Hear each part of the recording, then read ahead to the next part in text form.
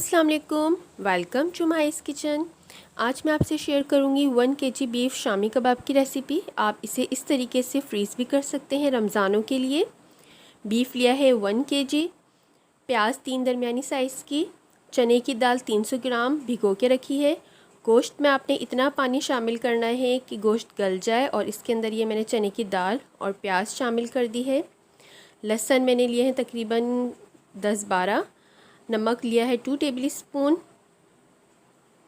और ये साबुत लाल मिर्चें ली हैं 5-6 और कुटी हुई लाल मिर्च ली है 1 टीस्पून। अदरक के ये 4-5 स्मॉल साइज़ के पीसेस लिए हैं, तकरीबन 3 इंच का टुकड़ा होगा ये।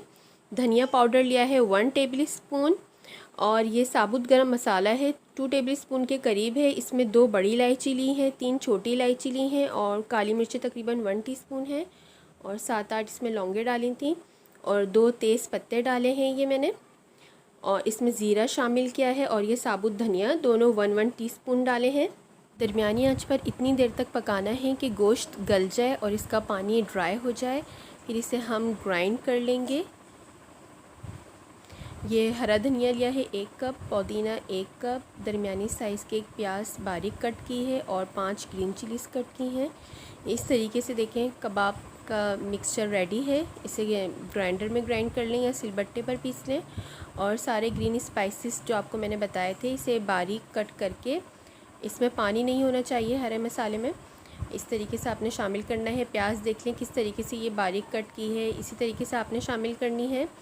इसे अच्छे तरीके से मिक्स करके कबाब की शेप दे लें, राउंड जिस साइज़ के भी या जिस शेप के भी आप चाहें। मैंने सारे गोल साइज़ के बनाए थे और ये 1 kg बीफ में मेरे 33 कबाब्स बनाए थे। बीच में आप कोई भी शीट, क्लिंग शीट या प्लास्टिक शीट लगाकर इस तरीके से बनाएं ताकि चिपके नहीं आपस में।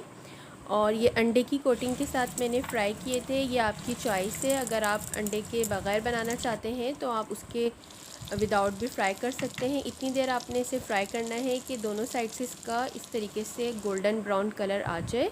ये हमारे मज़ेदार शामी कबाब तैयार हैं।